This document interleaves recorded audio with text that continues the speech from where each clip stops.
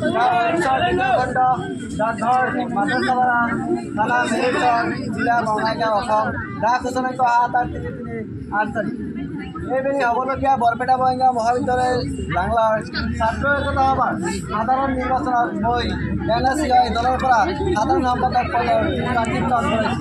গতিকে আপোনালোকৰ সহায় সহযোগিতা আৰু মূল্যৱান ভোটটো আমি আন্তৰিকতাৰে কামনা কৰিছোঁ।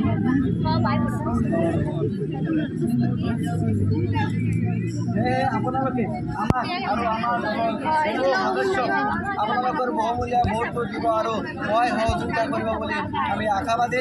আৰু আমাক যদি আপোনালোকে এইখন মহাবিদ্যালয়ত সাধাৰণ সম্পাদক হিচাপে জয়ী কৰিব পাৰে তেনেহ'লে মই এইখন মহাবিদ্যালয় পোনপ্ৰথমে মই যোৱাকালিও কৈছিলোঁ পোনপ্ৰথমে এইখন মহাবিদ্যালয়ত বিশুদ্ধ খোৱা পানীৰ ব্যৱস্থা কৰিম।